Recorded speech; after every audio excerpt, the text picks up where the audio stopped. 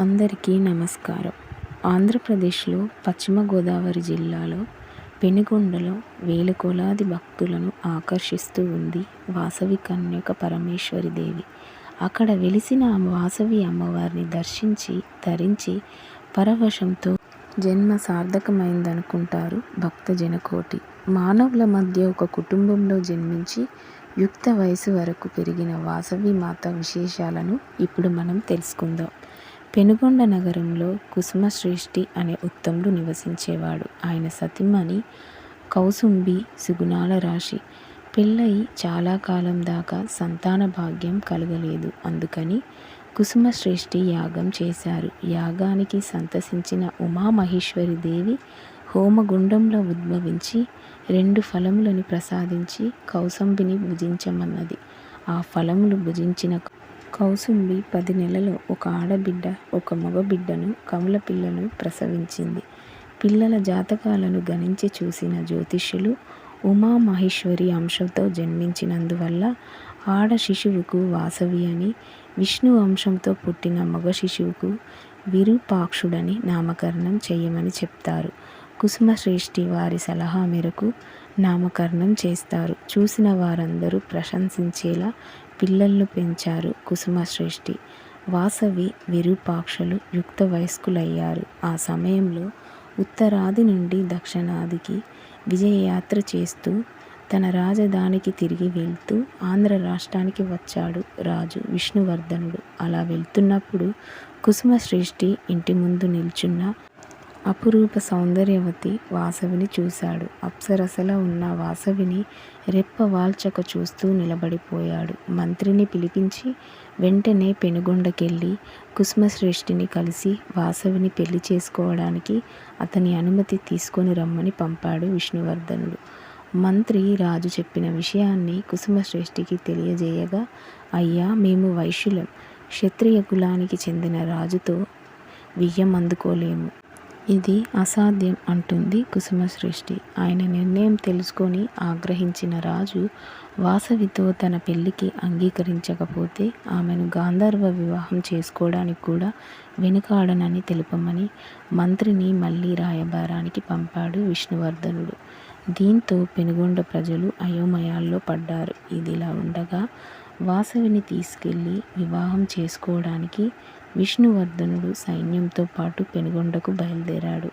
ఊరి ప్రజలకు ఈ విషయం తెలిసింది. ఈ వివాహాన్ని అంగీకరించమని కుసుమశ్రేష్ఠి అభిప్రాయంతో ఏకీభవించిన ప్రజలు ఈ వివాహం జరగకూడదంటే వాసవి అగ్ని ప్రవేశం చెయ్యాలని అన్నారు.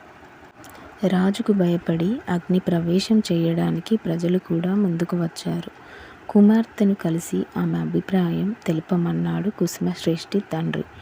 అంబిక అంశమైన నేను మానవ మాతృలను వివాహమాడలేను. అందుకే ఈ జ్యోతిష్యులు ఆనాడే నాకు కన్యక అని మరో పేరు కూడా పెట్టారు కదా. అగ్ని ప్రవేశం చేయడానికి నాకు అభ్యంతరం లేదు. అలా చేసినా నాకేం కాదు, మీరు దిగులు చెందకండి అని వాసవి తండ్రికి పరమేశ్వరిలా దర్శనమిచ్చి, అందరూ ఒకేసారి అగ్ని ప్రవేశం చెయ్యనక్కర్లేదు, ఒక్కో కుటుంబం నుండి ఒక్కొక్కరు చేస్తే చాలని అన్నది.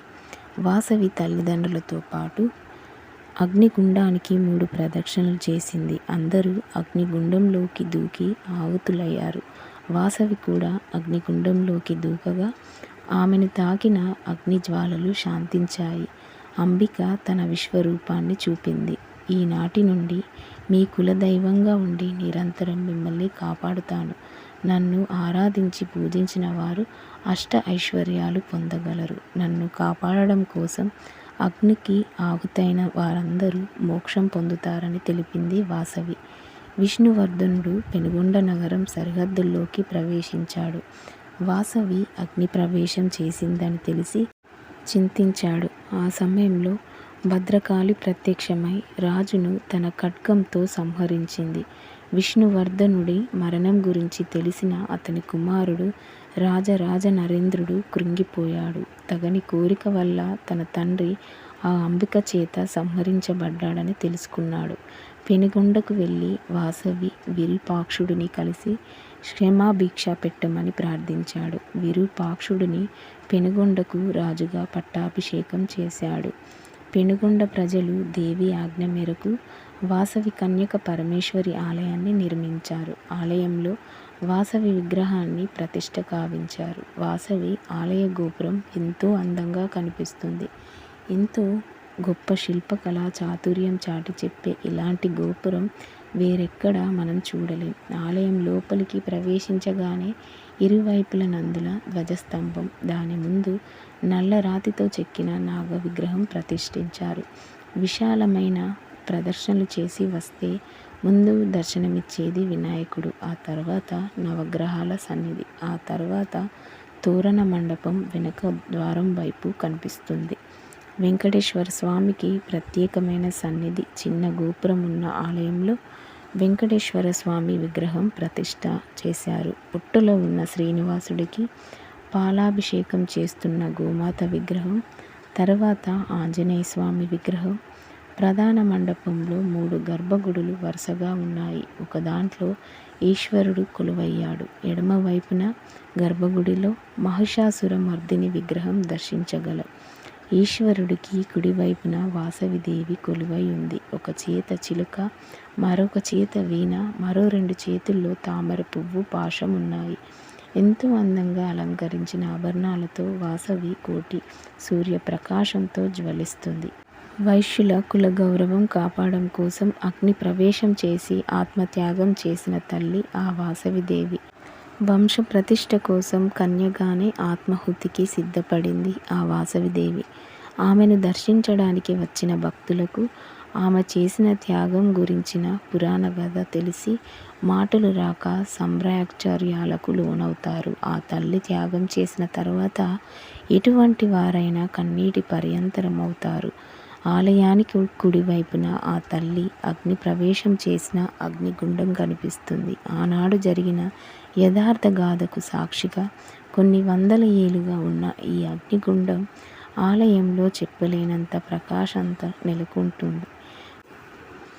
ఆలయం నుండి బయటికి వచ్చాక కూడా మన మనసుల్ని ఆ స్మృతులు వెన్నుతూనే ఉంటాయి. మామూలు స్థితికి రావడానికి కొంత సమయం పడుతుంది. ఈ కథ విన్న ప్రతి ఒక్కరికి ఆ వాసవి కన్యక పరమేశ్వరి అనుగ్రహం ఉండాలని కోరుకుంటున్నాను. కథ సమాప్తం.